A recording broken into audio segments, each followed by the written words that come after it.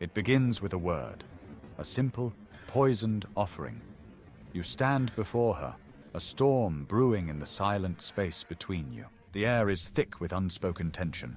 You can feel it coiling in your stomach, a serpent of doubt. You did something. Or maybe you did nothing. It no longer matters. The only thing that matters now is appeasement. The desperate need to smooth the waters, to put things back, to fix it. And so, you offer the word. Sorry. It leaves your lips like a ghost, weak and shivering. You think it's a bridge, a key, a peace offering. You are wrong. It is a confession. Not of a mistake, but of a weakness she can now never unsee. This is the moment attraction dies. Not in a blaze of anger, but in the cold, silent vacuum of disrespect. A switch has been flipped. A door has been locked. You feel it instantly.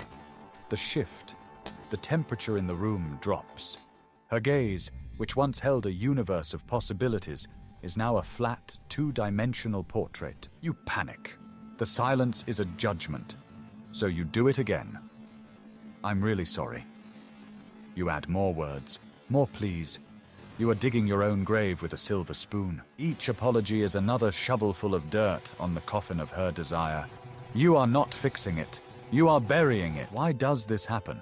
This isn't about logic. It's about psychology. It's about the primal wiring of attraction, a force that cares nothing for fairness or modern sensibilities. At its core, female attraction is often tethered to a perception of strength. Not brute force, not arrogance, but the unshakable strength of conviction. A man who stands by his decisions, who owns his space, who is unapologetic about his own existence, creates a powerful gravitational field. He is a center, a reality to anchor to. When you apologize unnecessarily, you are not being kind. You are abdicating your throne. You are communicating, my reality is less valid than yours. You are saying, I am not a leader. I am a follower. Please approve of me. Please validate me. This is the language of a supplicant, not a partner. Attraction cannot survive in an environment of pity, and chronic, needless apologies are a direct plea for it. They transform you in her mind from a mountain into a pebble. This is not a conscious choice she makes. It is a deep, biological and psychological response. It is a switch being flipped in the oldest part of her brain. Let's call them Arthur and Alara. A perfect couple. On the surface, he adored her. He was kind, gentle, and pathologically agreeable. Their story is a quiet tragedy, played out in 1,000 tiny moments of self-betrayal. It started with dinner. Is this restaurant okay? He'd ask. Are you sure? If she seemed even slightly hesitant, he would immediately fold. We can go somewhere else. I'm sorry, this was a bad choice. My fault. He wasn't making a decision. He was seeking her permission. He wasn't leading. He was polling. Each question was a test. Each apology was a failed grade. It happened with movies, with friends, with his own opinions. He would state a thought, then immediately look to her for confirmation, ready to apologize for it if her expression soured. I think, he would begin, full of passion. And then he would see her face and finish with, but that's probably silly. Sorry, Ilara never got to meet the real Arthur. She only met his ambassador, his representative. The scared little man sent out to negotiate for his master's acceptance. And over time, her respect for the ambassador waned. How could she desire a man who didn't even have the courage to represent himself? The end was not a fight. It was a whisper. I don't feel it anymore, she said. It was true. He had apologized the spark between them into oblivion, and his response? The final nail in the coffin. I'm sorry, I'll be better. I'm sorry. Now, let's be clear.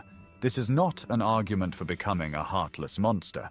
It is not a license for cruelty or a justification for refusing to admit genuine fault. A sincere apology for a real transgression is a mark of immense strength. It is an act of integrity. It shows ownership, responsibility, and respect. That is not what we are talking about. We are talking about the compulsive apology. The apology as a preemptive defense mechanism. The I'm sorry that really means please don't be mad at me. It is an act of submission born from a deep-seated fear of conflict, a fear of disapproval, a belief that your inherent worth is conditional. This is the truth you must understand. You cannot negotiate desire.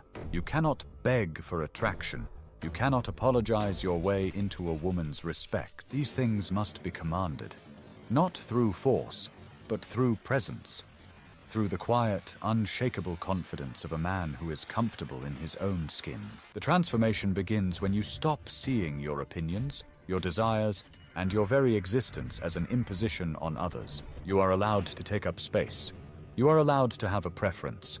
You are allowed to be wrong and stand by it until you are convinced otherwise. Stop saying, "Sorry, can I say something?" Just say it. Stop saying, "Sorry to bother you." Assume you are not a bother. Let them decide. When you offer a preference, offer it with conviction.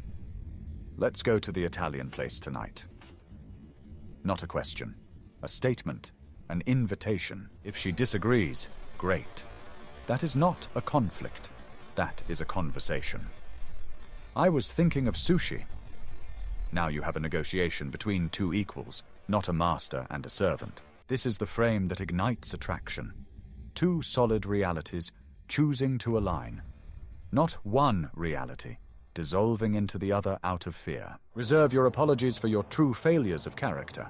For when you betray a trust, act with malice, or fail to uphold your own principles, let the apology mean something. When you do this, your words have weight.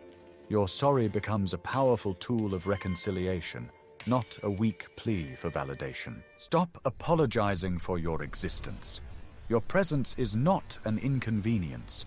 Your thoughts are not an intrusion. Your desires are not a burden. They are a part of the value you bring to the world. To apologize for them is to tell her, and yourself, that you bring nothing of worth to the table. So the next time you feel that weak, cloying word rising in your throat, pause. Ask yourself, have I truly done something wrong, or am I just afraid? If you are afraid, then the antidote is not an apology. It is courage.